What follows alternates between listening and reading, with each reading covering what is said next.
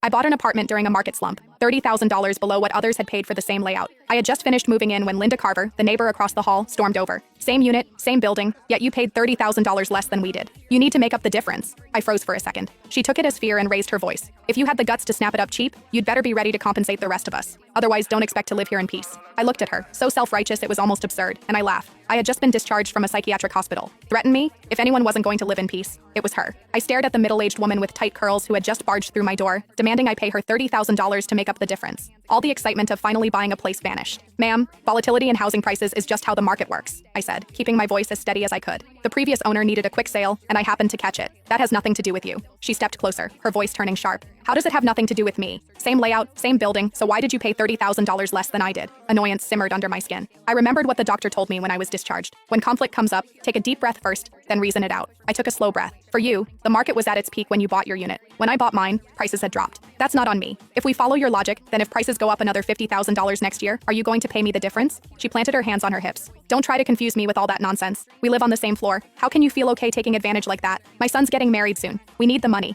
You bought it cheap, so you make up the difference. If you don't fix this, don't expect to live here in peace. I let out a short laugh, irritation bubbling over before I could respond. She suddenly lunged toward my luggage, reaching straight for my bag. Where's the money? Hand it over. $30,000 and not a cent less. A flash of anger shot through me. How could someone be this unreasonable? I was just about to pull out my phone and dial 911. The moment she saw what I was doing, she spun around and headed back to her unit. As she left, she tossed over her shoulder. If you don't pay up, we'll see how long you last here. I gave a cold laugh and ignored her, shutting the door behind me. That afternoon, I went downstairs to Harper's Corner store to pick up some essentials. Denise Harper, the owner in her 50s, scanned me up and down before asking, "You just moved in? 6th floor?" I nodded. She glanced outside, then lowered her voice. "Linda Carver from 601 just posted in the resident group chat saying you bought the place to run some kind of shady business." I froze. "What?" She sighed. "You got that apartment cheap. Their family can't accept it." She pulled up the chat and showed me. The messages were filthy. Linda Carver. At everyone. What do you reckon the woman who just moved into the 6th floor does for a living? I've lived for over 50 years. I know how to read people. What decent young woman lives alone in a place that expensive? You all know what that means. Now that you say it, yeah, that's suspicious. Where would such a young girl get that kind of money? Those kinds of gigs out there pay fast. Don't let her ruin the atmosphere of this place. Heard she's not bad looking? That makes it even more likely. Anyone got her contact? Just curious? Haha, not gonna do anything. Denise shook her head. They drove out the last person who lived in your unit the same way.